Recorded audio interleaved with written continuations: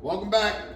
We are working on this heater box. If you remember the last video, we got the whole heater box built. This thing is badass so far. I'm super happy with the way this is turning out. Today's video, we're just going to be finishing this thing off, getting the fiberglass work done. But basically, we got the weather strip, the hood weather strip in where the factory goes. And if you look up in here, this thing is bolted up exactly where it goes in the car where it used to be. So everything's fitting perfect there. And all we got to do here is modify this front here and get it looking as better than factory as possible, because this is way better than factory in my opinion. But we're going to go ahead and cut and modify this and then just lay some fiberglass across here and get this box finished off so it all looks proper. Stick around. This has been one of the coolest jobs I've ever done and couldn't be happier at this point. But we're gonna go ahead and get this done and keep moving forward. And as you can see, we virtually have nothing to do up here. This is all factory as it gets.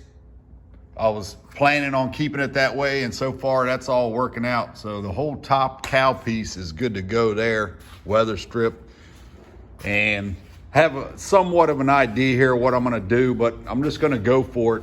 Obviously gotta cut it back some, cut this down, and I may get rid of this, I'm not sure. Just working with it, letting the car talk to me, but we're gonna go ahead and start modifying this thing and get her done. Okay, I think I got it figured out what I want here.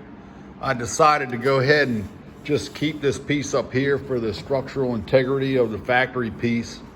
And I think I'm just gonna angle this down and go straight down and come out, make a lip, flat lip all the way down to where I can put a few bolts just to hold the front in. So I think that'll work out good. Try not to overthink this. Sometimes I overthink things, and the one cool thing about custom work is it can turn out any way you want. So that's the game plan. We're almost there, getting ready to do some fiberglass. A little more prep work, got to rough this up for the epoxy resin to stick. But I think this will work out pretty good. Okay, we are just about ready here. Got it all roughed up, got the shape I want. That should all work out. Cover this completely and make this all happy. One thing I'm gonna do here, I got this cupboard covered contact paper. I watched a guy on YouTube cover the mold he made for fiberglass in this, and the mold came right off of it. So we're gonna try that. Thought that was a pretty good idea. And then we've got this is actually epoxy resin. They have polyester and epoxy, and apparently the epoxy resin bonds to other materials a lot better. So we're gonna use the epoxy. It's more expensive, but get it right. Got the hardener. I bought this originally when I was thinking about making the whole heater box. So we got plenty of fiberglass. We got our tools here. And gee, I wonder where this was made. I have no idea. But we got all that. Got our mixing cup, and we have some other fiberglass here. So we're just gonna go for it here and see how this turns out. Okay, my plan here, I'm putting some painter's tape. I got about 3 layers here just to give it a little clearance between the top and the heater box itself. And then my plan is, once I get the top molded with the fiberglass, I'm gonna flip it over and do a whole layer on the bottom. And that way everything should come out right and tight and be happy. So that's my plan. We're just going for it. Okay, first coat of fiberglass. Somewhat of a failed attempt, but it's actually rock solid. No worries there, it's bonded good. But hindsight, I probably would have made a styrofoam mold in here just so the shape would have gotten a little better. No worries though. And then a little bit over in here in the corner. but I'm fine with it. I'm just gonna have to clean this thing up a little bit and then go for the second coat, because I was planning on putting 3 coats on it anyway, so it is what it is. But also this lip was not wanting to curl over and stay. So I'm gonna have to clean all this up, and then the next one I got a little bit of a plan for to get that lip to stay curled over. But I'm gonna go ahead and put the second coat on and keep on getting it. Okay, second coat is on. I think you can get an idea of what I'm going after here. This second coat turned out a lot better, and we got the lip right on this one. I just taped it back really stiff and just let it dry that way, and then ground it off here. But that worked out pretty good. No worries there. Still got a little work to do in here, little here, but it's coming together. It's not a showpiece, but we're not going for show here. We just need it right. And so far, I'm pretty happy with it. I think it's right. One more layer, and we should be good on the top. And then I'm gonna do 1 layer on the bottom once I take this off, sand it all down and paint it. And then we're about 95% done with this whole project. Happy to see that happen. All right. Third and final coat is on. Pretty much got the shape I want. I think it's pretty happy. Got a lot of sanding to do, but this should work out just fine. Get the sand in this thing, and I might put a light coat of just the epoxy over top just to smooth it out. We'll see how the sanding goes. But so far, I'm really happy with this thing. It's coming together. Okay. About 2 hours of sanding later, just about got this thing licked. I'm gonna go ahead and put 1 layer of epoxy, just the epoxy over the top to get rid of some of these imperfections. Sand that all down and call this thing done. And then 1 more layer of actual fiberglass underneath to tie it all in.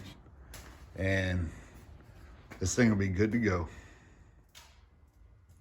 And the 4th and final coat. Finally, just about done. Well, we got some nice lines there.